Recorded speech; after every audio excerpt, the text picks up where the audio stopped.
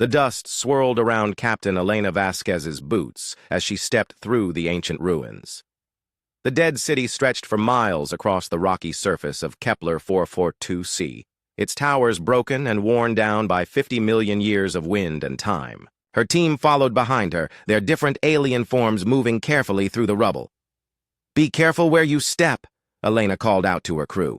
"These buildings are older than most stars in this sector." Zeftar, her reptilian navigator, flicked his forked tongue to taste the air. His green scales caught the light from the distant sun as he moved. "Captain, the energy readings are getting stronger near that large structure ahead." Dr. Keth Mordun buzzed softly as his insect wings carried him over a fallen pillar. The hive-mind researcher's compound eyes reflected dozens of images as he scanned the area. "The quantum signatures suggest something important lies buried beneath the central building." Lyra, the gaseous being from the Nebula Collective, drifted between them like a cloud of silver mist. Her voice came from everywhere and nowhere at once. "I sense something ancient calling out. It has been waiting for someone to find it." Elena pulled out her scanner and checked the readings. For 3 months, they had been searching this dead world for clues about the civilization that once lived here. The Galactic Confederation's best scientists could only guess at who these people were or what happened to them. All they knew was that this race had built cities across 100 worlds before vanishing without a trace. "There," Elena pointed at a massive building that stood taller than the others.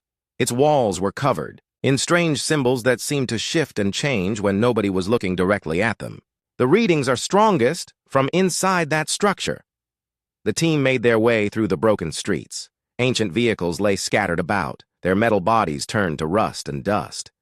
Elena wondered what these people had looked like, what they had dreamed about, and why they had all disappeared so suddenly. Inside the building, their flashlights revealed a vast chamber with a domed ceiling.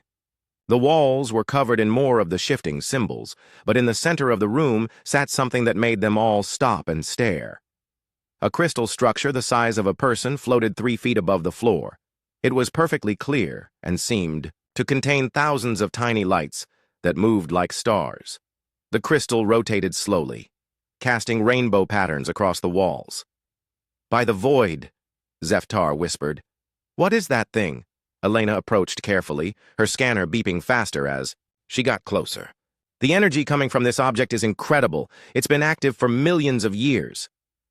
Dr. Morden flew closer, his wings humming with excitement. "Captain, I believe this is some kind of information storage device. The quantum patterns inside are incredibly complex." Lyra drifted around the crystal, her misty form changing colors as she studied it. "It wants to show us something. I can feel its purpose calling out across the ages." Elena reached out slowly and touched the crystal's surface. The moment her fingers made contact, the chamber filled with light and the crystal began to spin faster. The tiny lights inside grew brighter and suddenly projected themselves into the air around them. The team found themselves standing in the middle of a 3-dimensional map of the galaxy. Stars hung in the air like jewels, each one marked with symbols and information. Planets orbited their suns, showing detailed information about their size, gravity, and atmosphere. Trade routes connected the systems like glowing threads. "This is incredible," Elena breathed. "It's a complete map of the galaxy from 50 million years ago." Zeftar studied the star positions with his navigator's eye. "Captain, this map shows systems and worlds that we've never discovered. There are thousands of civilizations marked here that don't exist anymore." Dr. Mordun buzzed excitedly as he examined the data streams flowing between the stars. "The level of detail is beyond anything in our current databases. This shows not just where these worlds are, but what dangers exist in each system." As they explored the map, Elena noticed something strange. In one corner of the galaxy, where familiar star patterns should be, there was only empty space. A large area was marked with symbols that seemed to pulse with a dark red light. "Lyra, can you read those symbols?" Elena asked, pointing at the void in the map. The gaseous being drifted closer to examine the markings. Her form shimmered as she processed the ancient language. "It's difficult to translate exactly. The closest meaning would be the silence, or perhaps the ended place." Whatever was there, it's marked as completely gone. Elena felt a chill run down her spine. She pulled out her own star charts and compared them to the ancient map. The empty space on the crystal map was exactly where Earth's solar system should be. "That's impossible," she whispered. "That area isn't empty. Our homeworlds are right there." Zeftar slithered closer to examine the coordinates. "Captain, according to this map, there should be nothing in that region of space. But we know there are dozens of inhabited systems there, including several Confederation colonies." Dr. Morden's wings beat faster with concern. "Perhaps the map is incomplete or damaged. 50 million years is a long time for any technology to remain perfect." But Lyra's voice carried a note of worry. "No, the map is complete and accurate. I can feel its certainty. Whatever existed in that region when this map was made, it was destroyed so completely that the mapmakers marked it as a place of ending." Elena studied the red symbols more carefully. Around the empty space, other systems were marked with warning signs and danger markers. It looked like whatever had happened in that region had been so terrible that even nearby star systems had been affected. "We need to get this back to the Confederation immediately," Elena decided. "This map could rewrite everything we know about galactic history." As they prepared to leave, the crystal seemed to sense their departure. The map flickered and showed one more image. A world covered in blue oceans and green continents, orbiting a yellow star. For just a moment, the planet appeared in the empty space before fading away. "Did you all see that?" Elena asked, her voice barely above a whisper. "A world that once was," Lyra confirmed. "The map remembers what existed before the silence fell." Elena looked at the planet's brief image burned into her memory. Something about it had seemed familiar, though she couldn't say why. The blue and green world had looked almost like the descriptions of Earth from the old human legends.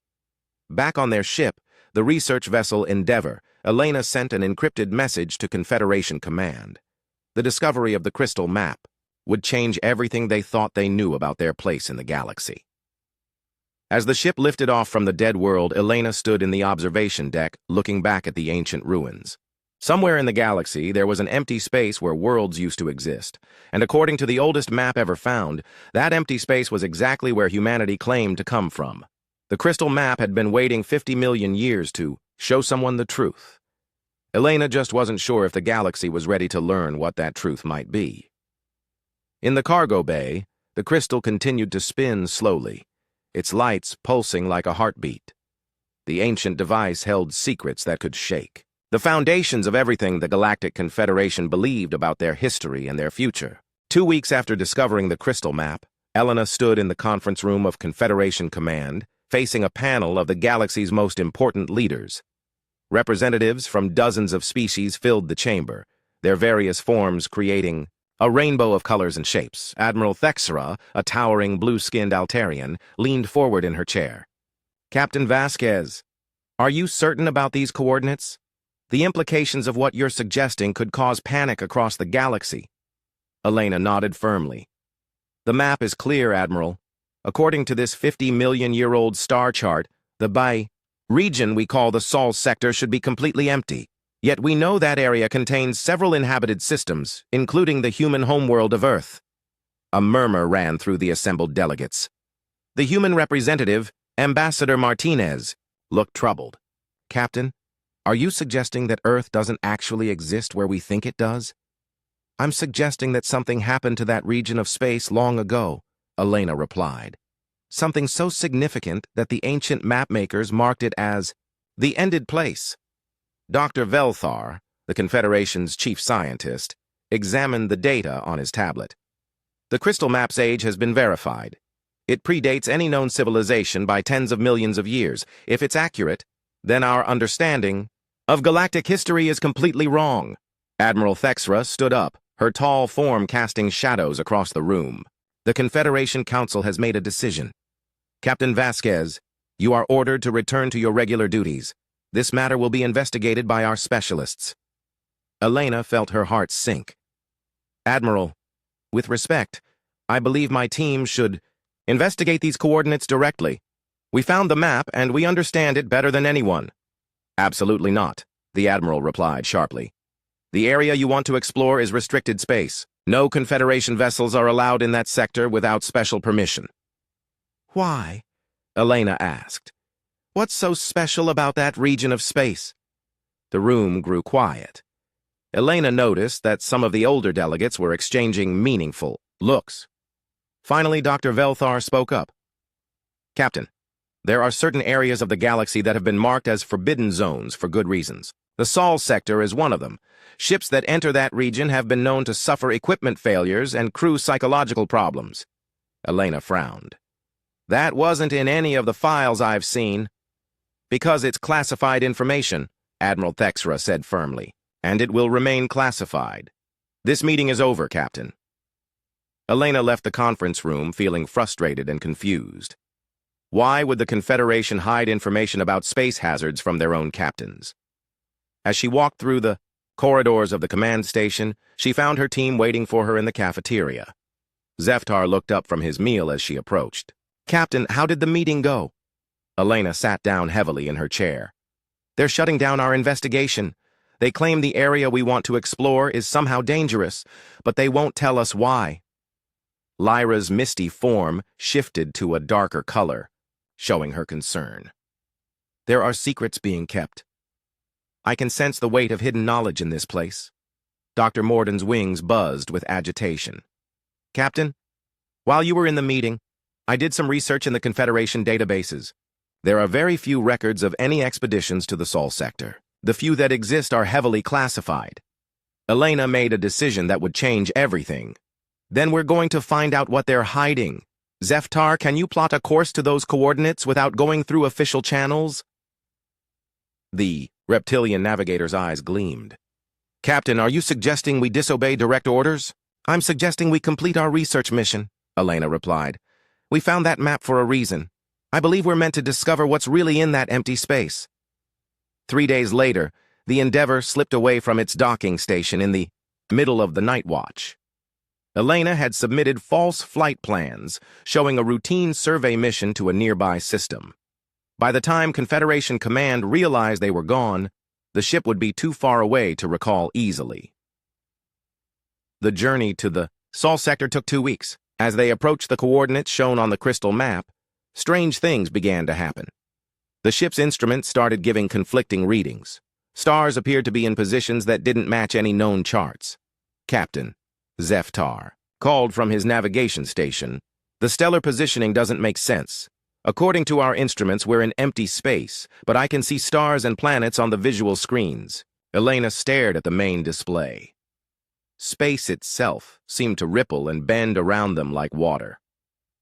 Lyra, are you sensing anything unusual? The gaseous being's form flickered with uncertainty. There's something very wrong here. Space feels disconnected from the rest of the galaxy, like this area exists separately from everything else. Dr. Morden's scanner beeped frantically. Captain, I'm reading massive energy signatures all around us. It's as if we're passing through some kind of barrier or field. Suddenly, the ship lurched forward as if grabbed by an invisible hand. The stars on the screen shifted and rearranged themselves into familiar patterns. Elena gasped as she recognized the constellations. Zeftar, run a position check. Where are we? The navigator worked quickly at his console. Captain, according to these readings, we're in the Sol system, but that's impossible. The Sol system is supposed to be empty space according to the ancient map. On the main screen, a blue and green planet came into view, orbiting a yellow star. Elena's breath caught in her throat. It was the same world that had flickered briefly in the crystal map, the planet that had existed before the silence fell. That's Earth, she whispered. The human home world. But according to the map, this place should be completely destroyed. Dr. Morden flew closer to examine the sensor readings. Captain, the planet is definitely inhabited. I'm reading billions of life, signs and evidence of advanced technology. But how is this possible? Zeftar asked. The ancient map clearly shows this area as destroyed, yet here's a thriving world full of the humans we know from Confederation space. Elena studied the planet on the screen. Unless... What if the map isn't wrong? What if this region really was destroyed or cut off from the galaxy somehow? Lyra's form brightened with understanding. A prison without bars, a world hidden from the rest of the galaxy. You mean the humans don't know about galactic civilization? Dr. Morden asked. Elena nodded slowly. Look at their technology levels. They have spaceflight, but nothing approaching faster than light travel. If they knew about the Confederation, they would have made contact decades ago. As they observed the planet, Elena began to understand the truth. The Sol system wasn't destroyed. It was isolated, hidden away from the rest of the galaxy by some kind of barrier that made it appear empty to outside observers. The question is, Elena said quietly, who put humans in this hidden prison, and why? On the planet below, humanity continued its daily life, unaware that they were being watched by representatives of a galactic civilization they didn't know existed. And somewhere in the ship's cargo bay, the ancient crystal map pulsed with light, as if it approved of their discovery. Elena knew that whatever they learned here would change everything. The oldest star map in the galaxy had led them to the greatest, secret in known space, a world that existed in the shadows, cut off from the stars. Elena and her team spent 3 days watching Earth from a safe distance. What they discovered made no sense according to everything they knew about galactic civilization and species development. Show me those readings again, Elena said to Dr. Morden as they gathered in the ship's lab. The insectoid researcher projected a holographic display showing various scans of human activity on Earth. Captain, these humans are unlike any species we've encountered. Watch this footage of their construction projects. The display showed humans building a massive bridge across a wide river. Elena watched in amazement as the workers seemed to adapt to dangerous conditions without any visible protection. Some worked underwater for impossible lengths of time, while others operated heavy machinery with reflexes that were far too fast for any known species. That's not normal, Zeftar observed, his reptilian eyes studying the data. Most species require breathing apparatus for underwater work.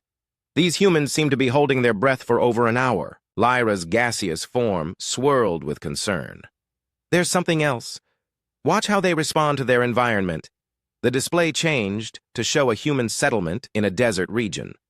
Over just a few months, the area around the settlement became more fertile. Plants grew where none had existed before, and water sources appeared in previously dry locations. The humans aren't just adapting to their environment, Dr. Morden buzzed excitedly. They're changing it. The quantum readings show massive alterations to the local ecosystem wherever humans live for extended periods. Elena felt a chill run down her spine. Are you saying humans can terraform planets unconsciously? That's exactly what I'm saying, Captain. And there's more. The display showed a human hospital where doctors were treating patients. Elena watched in shock as some of the medical procedures seemed to work far better than they should have. Patients recovered from injuries that would be fatal to most species, and diseases simply disappeared when treated by certain human doctors. Their emotional states seem to affect reality around them, Dr. Morden explained. When human doctors truly believe they can heal someone, they often can. When human engineers believe a structure will be strong, it becomes stronger than the materials should allow. Zeftar slithered closer to the display. Captain, I've been analyzing their historical records. Humans have only existed as a technological civilization for a few thousand years, but they've already spread across their entire planet and are preparing to explore space. Most species take tens of thousands of years to reach that level, Elena said quietly. Lyra's voice carried a note of worry. There are records in the ancient databases that I've been accessing, references to a species that could reshape worlds with their presence. They were called the Shapers or the Reality Benders. Elena turned to face her gaseous teammate. What happened to them? The records are incomplete, but what remains tells of great fear among the ancient civilizations. Worlds became uninhabitable to other species when the Shapers settled there. Not through malice, but because their presence changed the fundamental nature of reality in those locations. Dr. Morden accessed more data files. Captain, I've found something disturbing. The ancient records speak of species fleeing entire sectors of space when the Shapers expanded their territory. Not because they were conquered, but because the changed environment made it impossible for other forms of life to survive. Elena stared at the images of Earth's thriving population. Are you suggesting that humans are descendants of these ancient shapers? I'm suggesting they might be the original shapers, Lyra replied, hidden away where they couldn't affect the rest of the galaxy. Zeftar brought up a galactic map showing the restricted zones around the Sol sector. Captain, look at this pattern. Every system marked as forbidden or hazardous is positioned around this region like a barrier. Elena studied the map with growing understanding. Someone didn't just hide the humans. They created a buffer zone around them. Dr. Morden's wings hummed with nervous energy. The question is whether the humans know what they are. From our observations, they seem unaware of their effect on reality around them. Over the following days, Elena's team conducted more detailed observations. They watched human farmers who could somehow sense exactly when crops needed water or nutrients. They observed human builders whose structures stood strong even when engineering calculations said they should collapse. Most concerning of all, they witnessed human space launches where the primitive rockets succeeded despite multiple system failures that should have caused disasters. The human belief that they would reach space seemed to make it possible, even when logic said it shouldn't work. Captain, Zeftar said during their daily briefing, I've been monitoring their communications. The humans are planning to send probes beyond their solar system within the next few years. If they succeed, they'll discover the barrier that's keeping them isolated. Elena nodded grimly. And if they break through that barrier, the rest of the galaxy will discover that the Shapers are not extinct, Lyra finished. They've been growing stronger during their isolation. Dr. Morden accessed the ancient crystal maps database. Captain, I've found references to the creation of the Great Isolation. 50,000 years ago, the major galactic powers worked together on a massive project. They called it the Necessary Prison. Elena felt pieces of the puzzle falling into place. They didn't destroy humanity. They quarantined them and marked their location as destroyed on all star maps to prevent anyone from accidentally discovering them, Zeftar added. Elena paced around the lab, her mind racing. But why? If humans were dangerous, why not eliminate them completely? Lyra's form shimmered with ancient memories accessed from the galaxy's quantum field. Because they weren't evil. The records suggest that the Shapers, humanity, were explorers and builders. They created wonders wherever they went. But their presence made those wonders uninhabitable to anyone else. They were too different, Dr. Morden said softly. Too powerful. Their very existence changed reality in ways that other species couldn't survive. Elena looked at the display showing Earth's blue and green surface. Billions of humans lived there, unaware that their ancestors had once been the galaxy's most feared species. Not because they were cruel, but because they were incompatible with all other forms of life. The barrier is failing, isn't it? Elena asked quietly. Dr. Morden nodded. The quantum distortions we detected on our way in suggest the isolation field is breaking down after 50,000 years. Combined with human technological advancement, complete barrier failure is inevitable. Zeftar studied the projected timeline. Captain, based on current trends, humans will break through the barrier within 20 to 50 years, maybe sooner, if their technology advances faster than expected. Elena realized the magnitude of what they had discovered. When that happens, the galaxy will face the return of the Shapers. Every civilization will have to decide whether to flee, fight, or try to coexist with a species that unconsciously reshapes reality. Lyra's voice carried the weight of ancient fears.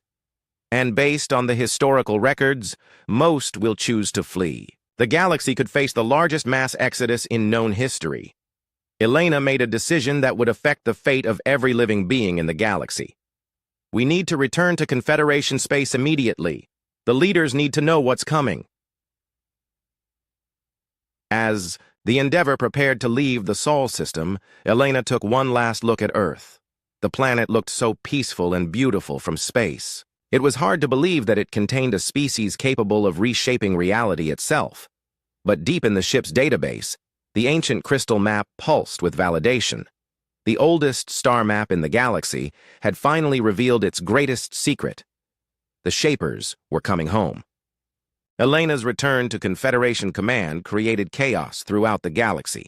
Within hours of her report, emergency communications flew between the homeworlds of every major species. The news that humanity, the shapers of ancient legend, were real and about to break free from their prison sent shockwaves across civilized space.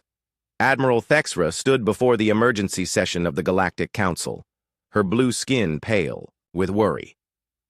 The barrier around the Sol system is failing. Our best scientists confirm Captain Vasquez's findings. The humans will break free within decades. The council chamber buzzed with frightened voices in dozens of languages. Representatives from species across the galaxy argued about what should be done. Some called for immediate military action, others suggested fleeing to distant galaxies, and a few advocated for attempting peaceful contact. Ambassador Krelton, an ancient being from the crystal worlds, spoke in a voice that sounded like wind through broken glass. My people remember the old stories. When the Shapers walked among the stars, entire sectors became hostile to non-human life. Worlds that had hosted civilization for millions of years became uninhabitable within centuries. The historical records are clear, agreed Senator Vashati from the Hive Worlds. Our ancestors didn't imprison humanity out of cruelty, but out of necessity. The Shapers couldn't help what they were. Elena sat in the observers section, watching the debate with growing frustration. Admiral, permission to address the council? Admiral Thexra looked reluctant but nodded. The council recognizes Captain Vasquez. Elena stood up, feeling the weight of hundreds of alien eyes upon her. Honored representatives, I spent weeks observing the humans. Yes, they possess the abilities described in the ancient records, but there's something the historical files don't mention. What do you mean, Captain? Asked Ambassador Krelton. The humans are trying to control their abilities, Elena replied. I watched human doctors who could heal with their touch choose to use conventional medicine instead. I saw human engineers build structures that defied physics, then add extra supports because they didn't trust their instincts. Murmurs ran through the chamber. Elena continued, the humans I observed showed remarkable self-restraint. When they sensed they were affecting their environment in ways they didn't understand, they actively tried to stop. Senator Vashati clicked her mandibles dismissively. Captain, you observed them for mere weeks. The ancient records speak of civilizations that coexisted with the Shapers for centuries before the environmental changes became fatal. Admiral Thexra gestured for silence. Captain Vasquez, while your observations are noted, the Council must consider the safety of trillions of beings across the galaxy. We cannot risk the return of the Shapers based on a few weeks of surveillance. General Thokmar, the military representative from the warrior clans, stood up with a clatter of armor. The solution is simple. We reinforce the barrier. If that fails, we eliminate the threat before it can spread. Elena felt her heart sink. General, you're talking about genocide of an entire species. I'm talking about survival, General Thokmar replied coldly. The ancient alliance created the prison for good reason. We should maintain it by any means necessary. The debate raged for hours. Elena listened with growing despair as representative after representative spoke in favor of either reinforcing humanity's prison or destroying them entirely. Only a few voices called for peaceful contact, and they were quickly shouted down. Finally, Admiral Thexra called for order. The Council will vote on 3 options. First, attempt to reinforce the barrier around the Sol system. Second, prepare military forces to contain the threat if the barrier fails. Third, authorize direct action to eliminate the threat permanently. As the votes were cast, Elena realized that fear had won over hope. The vast majority of council members voted for military solutions. Only a handful supported reinforcing the barrier, and none voted for peaceful contact. The council has decided, Admiral Thexra announced. Confederation forces will reinforce the barrier immediately. If that effort fails, military containment protocols will be implemented. Captain Vasquez, you and your team will lead the barrier reinforcement mission. Elena felt sick. She was being ordered to help strengthen humanity's prison. As the council session ended, she gathered her team in a private meeting room. They want us to trap humanity forever, Elena said quietly. And if that doesn't work, they'll authorize military action against Earth. Zeftar coiled his body in distress. Captain, perhaps they're right. The ancient records suggest that coexistence with humans might be impossible. Dr. Morden's wings buzzed with agitation. But the humans we observed showed such potential for growth. They were learning to control their abilities. Lyra's gaseous form darkened with sadness. The Council is acting from fear. They see only the dangers recorded in ancient texts, not the beings we actually observed. Elena made another decision that would change everything. I'm going back to Earth, but this time I'm making contact. Captain, that's direct violation of Confederation law, Zeftar warned. You could face court-martial or worse. I can't be part of imprisoning an entire species without giving them a chance to prove they've evolved beyond their ancestors, Elena replied. The humans I observed deserve better than being caged because of ancient fears. Dr. Morden studied her with his compound eyes. Captain, what do you hope to accomplish? I'm going to tell them the truth, Elena said. About their history, about the galaxy beyond their world, and about the choice they face. If humanity is truly dangerous, they should have the chance to choose a different path. Lyra's form brightened with hope.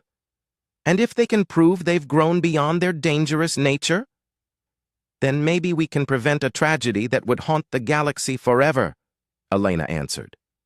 3 days later, the Endeavor slipped away from the Confederation fleet that was preparing to reinforce humanity's prison. Elena had falsified her mission reports again, but this time she knew there would be no forgiveness if she was caught.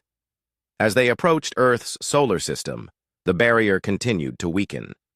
The ship passed through the failing quantum field, with increasing ease. On the bridge, Elena watched Earth grow larger on the main screen.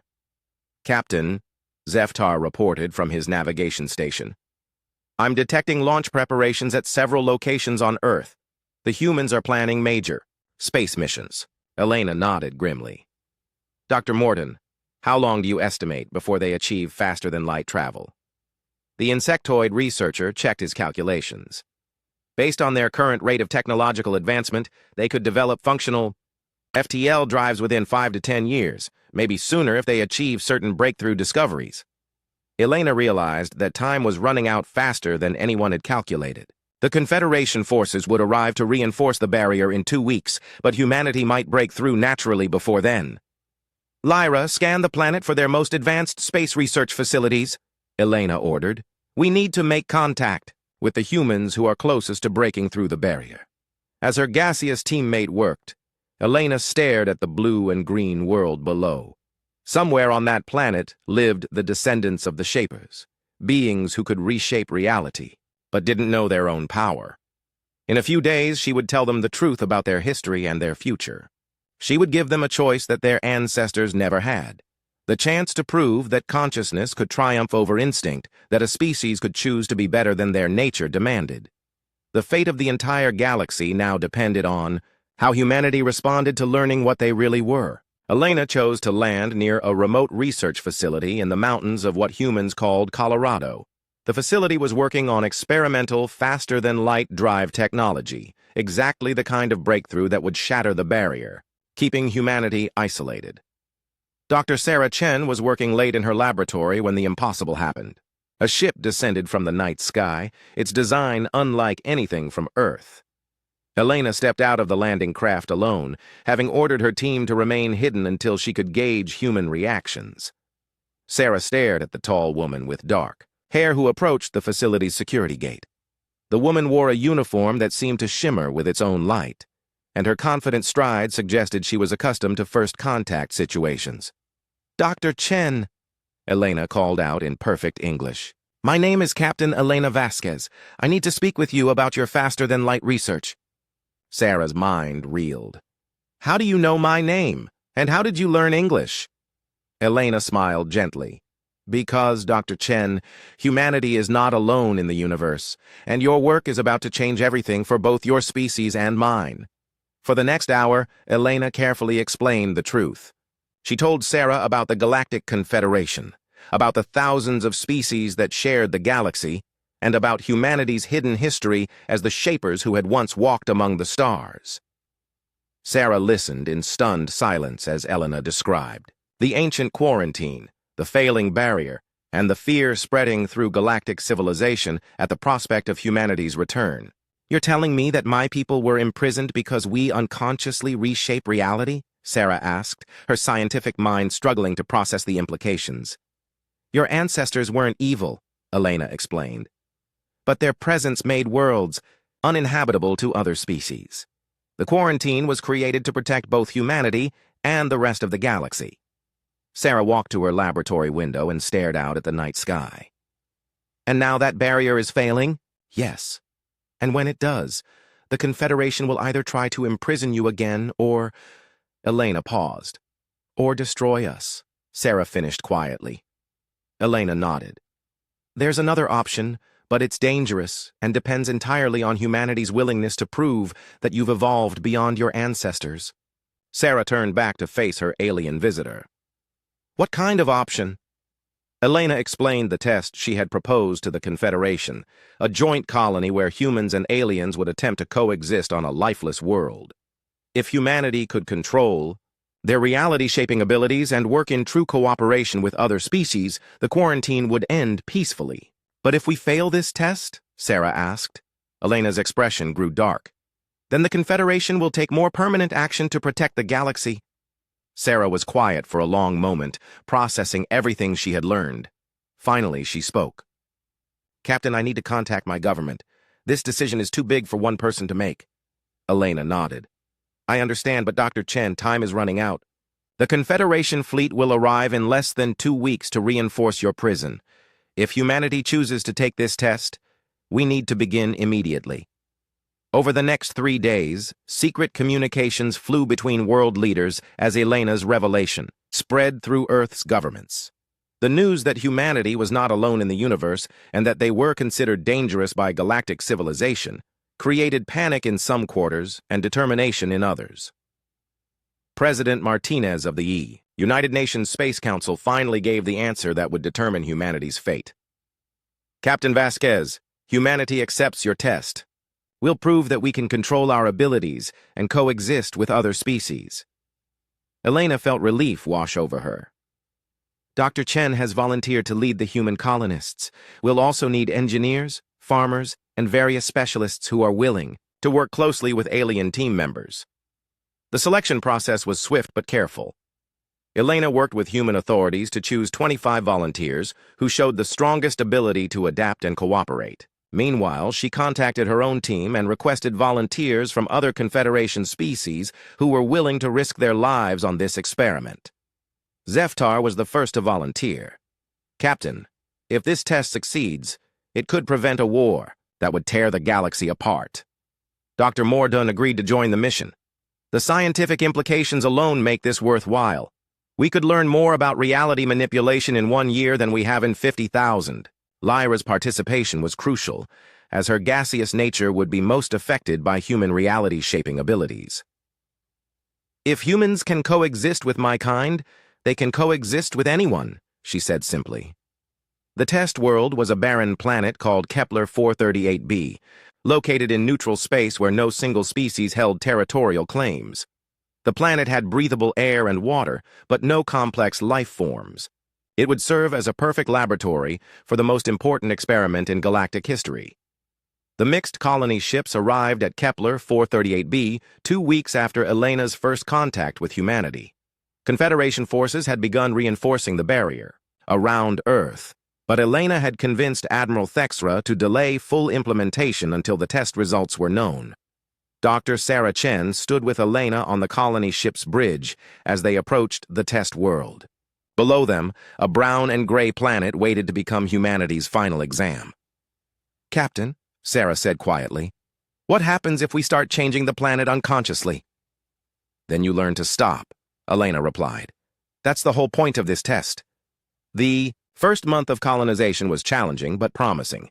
Human and alien colonists worked together to establish basic infrastructure. Elena watched carefully as the human settlers began their unconscious environmental modifications. The changes started small. Plants grew better in soil that humans had walked on. Water sources became cleaner when humans worked near them. The air itself seemed fresher in areas where humans spent time. But then, something remarkable happened. Dr. Chen noticed the changes and immediately called a colony meeting. "Everyone needs to be aware that we're unconsciously altering this planet," she announced to the mixed group of human and alien colonists. "Our alien teammates need to tell us immediately if these changes are making the environment hostile to them." Zeftar raised his hand. "Dr. Chen, the atmospheric changes in Sector 7 are making it difficult for my people to breathe properly." Instead of ignoring the problem or making excuses, the human colonists immediately began working to reverse the atmospheric changes. They developed technology to suppress their unconscious environmental manipulation and created buffer zones where alien species could live comfortably. Elena watched in amazement as humans not only acknowledged their reality-shaping abilities, but actively worked to control them. When a human engineer's emotional state caused a building to become stronger than its materials should allow, the human team developed meditation techniques to maintain emotional balance during construction work. Dr. Mordoun made detailed observations of the process. "Captain, this is unprecedented. The humans aren't just suppressing their abilities. They're learning to direct them consciously in ways that benefit everyone." The breakthrough came in the 3rd month when a human farmer named James discovered he could consciously control his plant growth enhancement ability. Instead of unconsciously improving crops only for human consumption, he learned to create plants that provided nutrition for multiple species. "Look at this." James showed Elena a field where different sections grew crops suitable for human, reptilian, insectoid, and gaseous consumption. "I can feel what each plant needs and help it grow in the right way." Elena realized she was witnessing the birth of a new kind of cooperation. Humans weren't just controlling their dangerous abilities, they were using them to create a better world for everyone. The test continued for a full year. The mixed colony not only survived, but thrived. Humans learned to consciously direct their reality-shaping abilities, while aliens learned to work alongside beings who could bend the fundamental laws of physics. The final report that Elena sent to the Confederation was unprecedented in galactic history. The test had succeeded beyond all expectations. Humanity had proven that consciousness could triumph over instinct, that a species could choose to evolve beyond its dangerous nature. Admiral Thexra's response came quickly. "Captain Vasquez, by order of the Galactic Council, the quarantine around Earth is hereby lifted. Humanity is welcome to rejoin galactic civilization."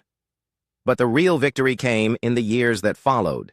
Humans didn't just rejoin galactic society, they transformed it. Their ability to consciously reshape reality, now guided by wisdom and cooperation, led to breakthroughs in terraforming, medicine, and technology that benefited every species in the galaxy. Elena stood on the observation deck of her ship, now, serving as humanity's first ambassador to the galactic community. In the distance, she could see Earth, no longer hidden behind barriers but shining like a beacon in space. The ancient crystal map in her laboratory had been updated for the first time in 50,000 years. Where the symbols for the silence and the ended place had once marked a destroyed world, new symbols now appeared: the returned and the teachers of conscious will.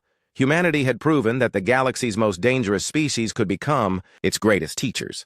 They showed that evolution wasn't just about biology, but about choice.